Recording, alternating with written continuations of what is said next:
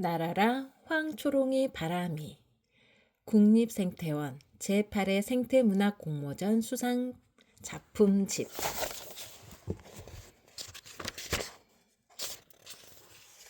동아 신나라외 그림 김지영 외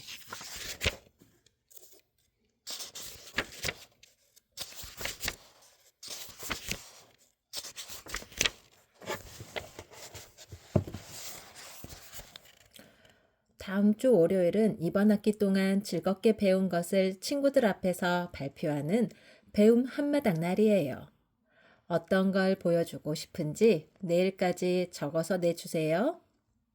친구들과 함께 해도 좋고 혼자 해도 좋아요.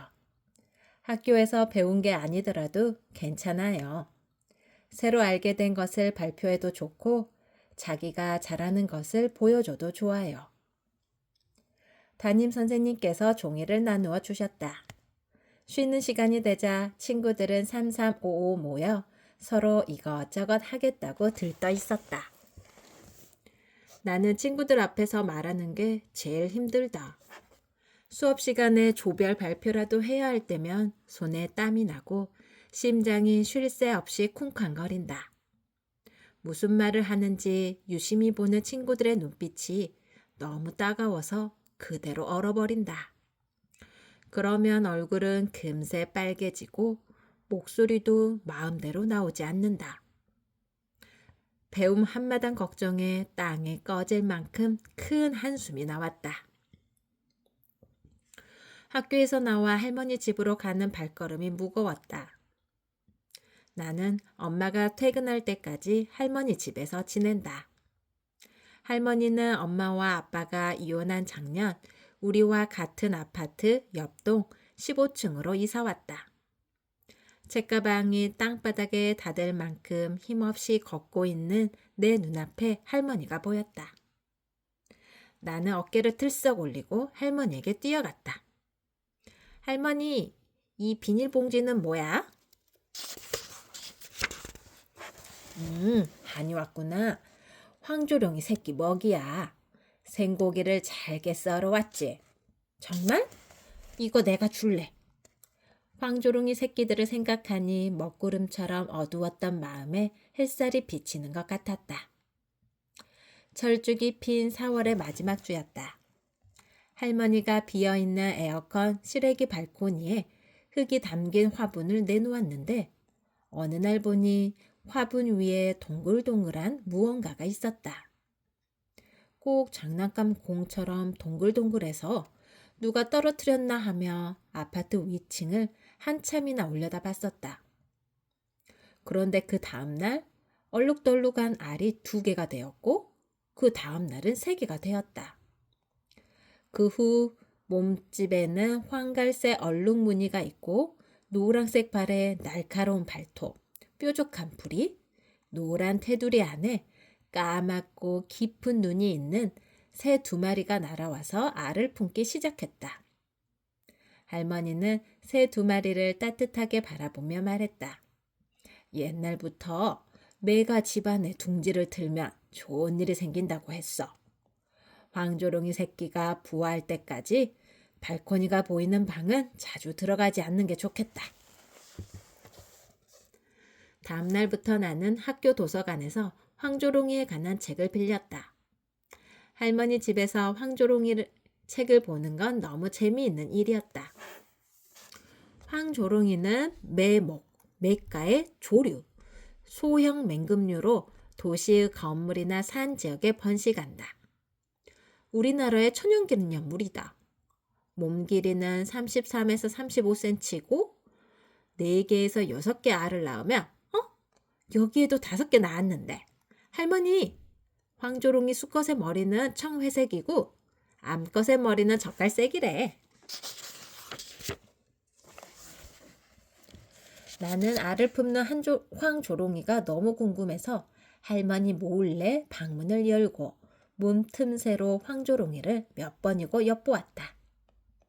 황조롱이 한 쌍은 신기하게도 꼼짝없이 알을 품었다. 그렇게 한 달쯤 지난 5월의 마지막 날, 황조롱이 새끼 4마리가 부화했다.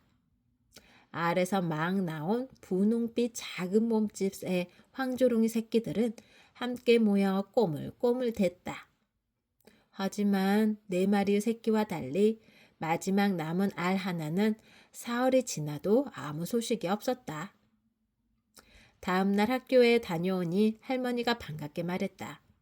아니야, 마지막 알에서 새끼가 부화했어. 정말? 나도 볼래.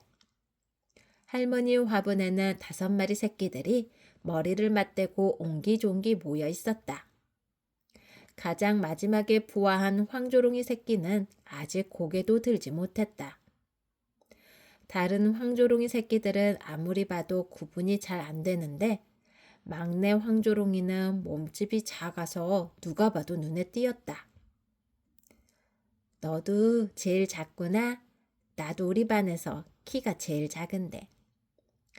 나는 막내 황조롱이에게 쑥쑥 커서 바람처럼 쌩 날아가라고 바람이라는 이름을 지어주었다. 황조롱이 새끼들은 하루가 다르게 달라졌다. 아빠 황조롱이와 엄마 황조롱이는 새끼들을 먹이느라 바빴다. 아빠 황조롱이는 하늘에서 헬리콥터처럼 정지된 채로 날개를 퍼덕이며 날다가 갑자기 빠르게 직선으로 날아가 먹이를 잡았다. 그러고는 아파트 옥상에서 요란스럽게 끽끽대는 소리를 냈다. 그러면 엄마 황조롱이가 날아와 먹이를 받아와서 잘게 나눈 후 새끼들의 입에 넣어주는 일이 계속되었다. 나는 이미 책에서 황조롱이들은 작은 새, 곤충, 파충류를 먹는다고 보았지만 엄마 황조롱이가 먹이를 잘게 나누는 모습에서는 눈을 감고 기다리기도 했다. 뽀송뽀송한 회색빛 털로 뒤덮인 5마리의 새끼는 입을 쩍쩍 벌렸다.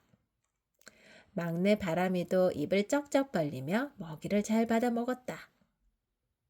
나는 다른 새보다 바람이가 더 잘 먹고 잘 크기를 마음으로 응원했다. 6월 초의 더위는 에어컨 실외기 발코니를 뜨겁게 달궜다. 뉴스에서는 지구온난화로 작년보다 덥다고 매일같이 이야기했다. 더운 날이면 엄마 황조롱이는 날개를 펴서 새끼들에게 그늘을 만들어 주었다. 나는 엄마 황조롱이 날개 밑에 옹기종기 모인 5마리 새끼들의 모습이 너무 귀여워서 눈을 뗄 수 없었다. 새끼들이 커갈수록 아빠 황조롱이와 엄마 황조롱이는 둥지에 잘 오지 않았다. 하지만 내가 실외기 발코니와 연결된 베란다 창을 열면 어디선가 엄마 황조롱이가 쌩 날아왔다. 그리고 실외기 난간에 자리 잡고 서서 날 바라보았다. 새끼들은 무럭무럭 커서 이제 5마리가 화분 안을 가득 채웠다. 할머니는 새끼들이 발코니 아래로 떨어질까봐 난간에 촘촘한 망을 삑 눌러 설치했다. 실외기 발코니 안은 새끼들의 배설물과 털로 덕지덕지 무늬가 생겼고 새끼들이 소화시키지 못하고 뱉어놓은 먹이로 냄새가 났다. 그러던 어느 날이었다. 아빠 황조롱이가 보이지 않았다. 하늘을 올려다봐도 아파트 옥상을 바라봐도 항상 새끼들을 지켜보던 아빠 황조롱이가 보이지 않았다. 이상하다고 생각되던 다음 날 하굣길에 사람들이 모여 있는 걸 보았다. 아파트 단지와 큰 도로 사이에 있는 투명 방음벽 앞에 무슨 일이 있나 싶어서 목을 빼고 보니 모여있는 사람들 안에 할머니가 보였다.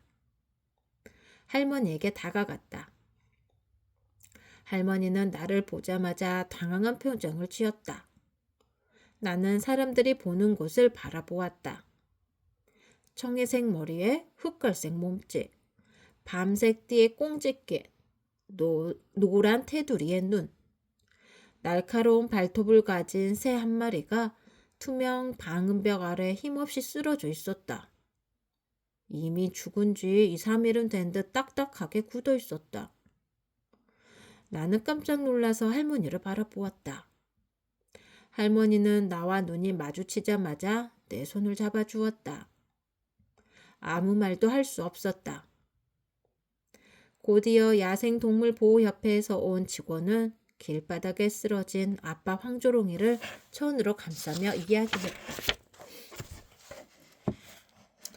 거의 모든 새는 유리를 인식하지 못합니다.